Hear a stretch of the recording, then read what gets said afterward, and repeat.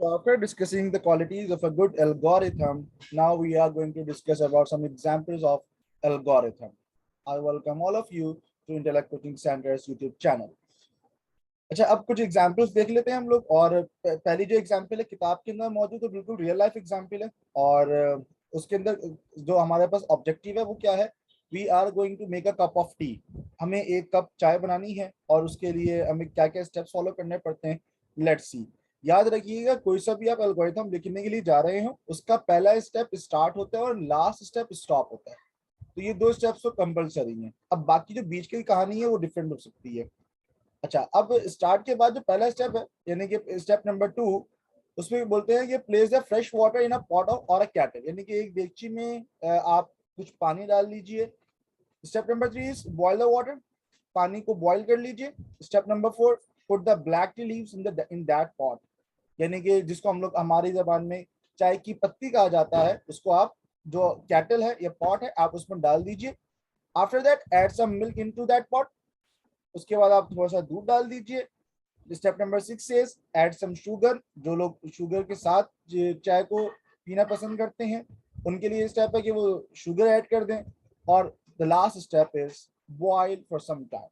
आप उस पानी को जिसके अंदर कुछ दूध और पत्ती और चीनी मौजूद है, आप उसको थोड़ी देर के लिए बॉयल कर लीजिए and yes, your T will be ready. So this is what the algorithm is. Step by step solution of a particular problem is known as algorithm. तो आप किसी भी काम किसी भी प्रॉब्लम के सॉल्यूशन को अगर आप स्टेप्स की फॉर्म में लिख दीजिए तो वो एल्गोरिथम बन जाएगा। तो ये एक बहुत जेनेरिक एग्जांपल है हमारी रियल लाइफ से।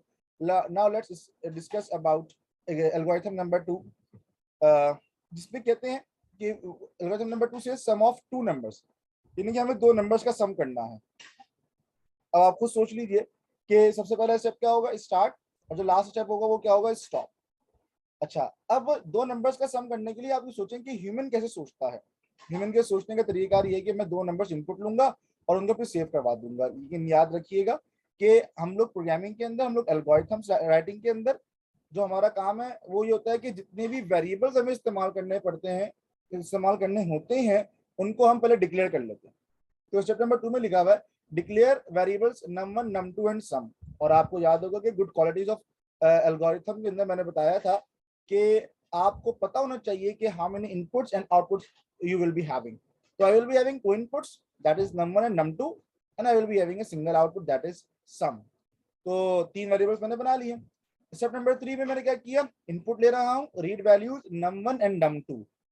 चौथे स्टेप पे मैं उसको प्रोसेस करवा देता हूँ, यानी कि sum is equals to num1 plus num2, num1 और num2 को ऐड करूंगा और उसका जो भी आंसर आएगा उसको सेव करवा दूंगा सम के वेरिएबल के अंदर।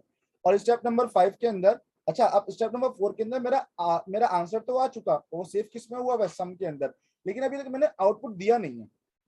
इसकी मिसाल बिल्कुल ऐसी है कि मैं एक बच्चे से बोलूं कि भाई आप 2 और 5 में सम कर लीजिए, प्लस कर दीजिए इन दोनों को, और वो बच्चा कर ले, लेकिन उसने बोला नहीं है, अपने दिमाग में करके बैठा हुआ है वो। हमारा स्टेप नंबर 4 में भी यही काम हुआ है। जो बोलने वाला काम है, जो आउटपुट वाला काम है, वो स्टेप नंबर 5 में हो रहा है और उसमें लिखा हुआ है डिस्प्ले सम, यानी कि whatever the value of sum is you have to display it on the screen.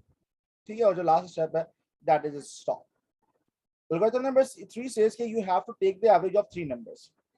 आप इसकी ब्रेनस्टॉर्मिंग कीजिए, इंसान बन के सोचिए कि इंसान कैसे सोचता है। 3 नंबर्स का सम लेना है तो मुझे क्या करना पड़ेगा, I need to have 4 variables, 3 variables लूंगा इनपुट के लिए, एक वेरिएबल लूंगा मैं आउटपुट के लिए। ठीक है जी, और उसके बाद मैं एवरेज का फॉर्मूला लगा दूंगा and the answer will be as this, जैसे कि आपके सामने सब मौजूद है।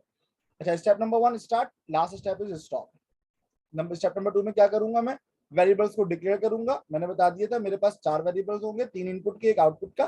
3 इनपुट के वेरिएबल्स कौन कौन से हैं, num1 num2 num3, और जबकि आउटपुट का वेरिएबल कौन सा है मेरे पास, एवरेज।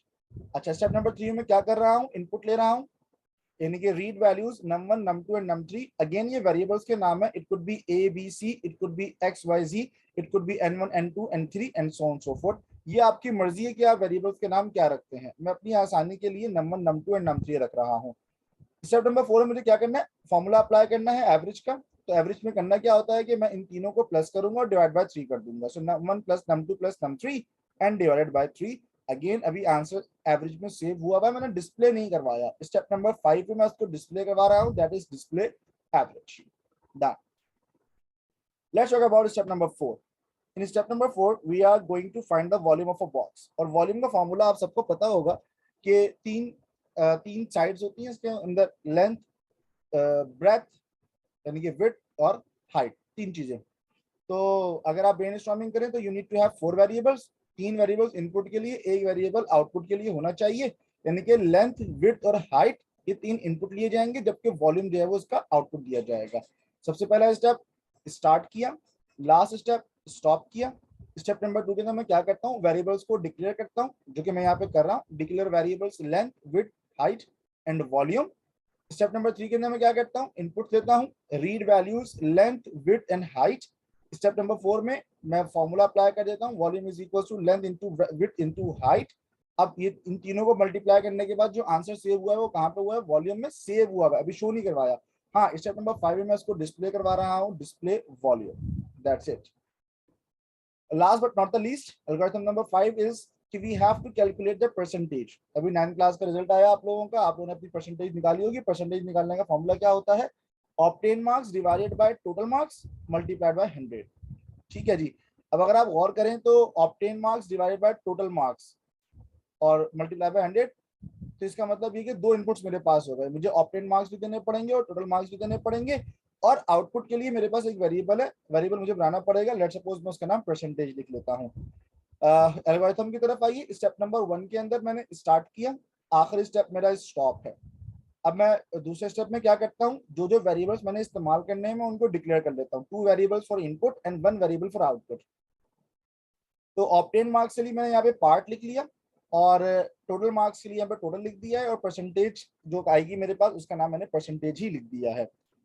दो इनपुट्स मैंने लेने थे, सितंबर 3 में दो इनपुट्स ले रहा हूँ, read values part and total, यानी कि ऑब्टेन मार्क्स और टोटल मार्क्स का इनपुट ले लिया जाए।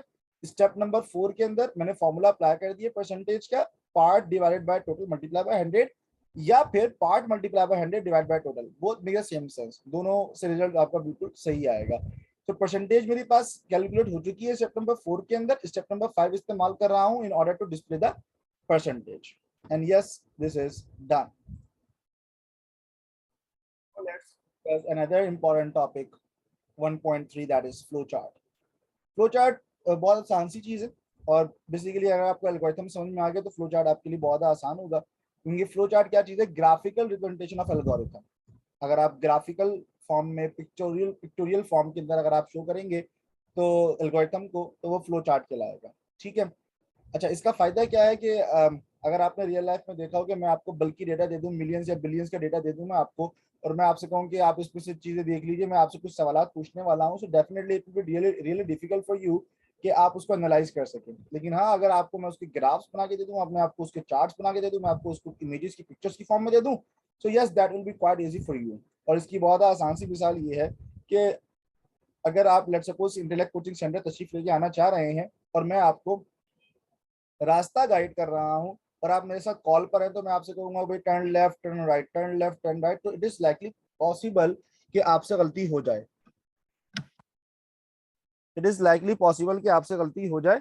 लेकिन लेकिन अगर मैं आपको गूगल मैप पे उसकी लोकेशन दे दूं, तो हाँ, फिर वो एक मुश्किल काम है कि आपसे शायद गलती ना हो,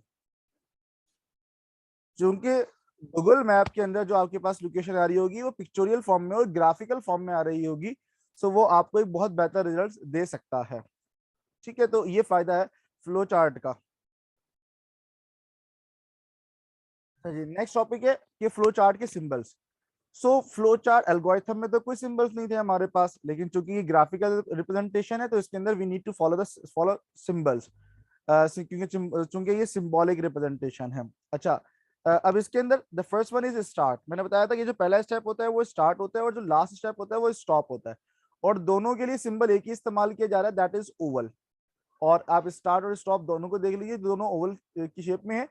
याद रखिएगा, चूंकि स्टार्ट से पहले कोई स्टेप नहीं है तो उसके अंदर इनवर्ड एरो कोई नहीं है, बल्कि स्टार्ट से आगे ही एक एरो जा सकता है। इसी तरीके से स्टॉप पे तो हमारा एल्गोरिथम, हमारा फ्लो चार्ट खत्म हो रहा होता है, तो स्टॉप से आगे कोई नहीं जाएगा।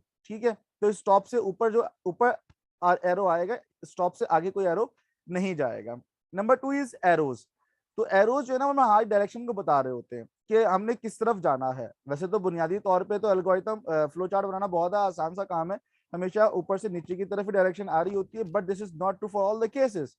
क्योंकि अभी नीचे आप देखेंगे जब हमारे पास डायमंड बॉक्स आएगा तो उसमें we used to have two options, और हमारे पास लेफ्ट पे जाने का भी ऑप्शन होता है और नीचे भी जाने का ऑप्शन होता है। कुछ लोग नीचे साइड पे, राइट साइड पे जाते हैं, कुछ लोग लेफ्ट साइड पे जाते हैं। तो ये एरोज आर रियली इंपॉर्टेंट, और एरोज हमें बताते हैं कि हमारा जो फ्लो चार्ट है वो किस डायरेक्शन में जाने वाला है। The next one is process box, और उसके अंदर हम लोग कैलकुलेशन और कंप्यूटेशंस करवाते हैं।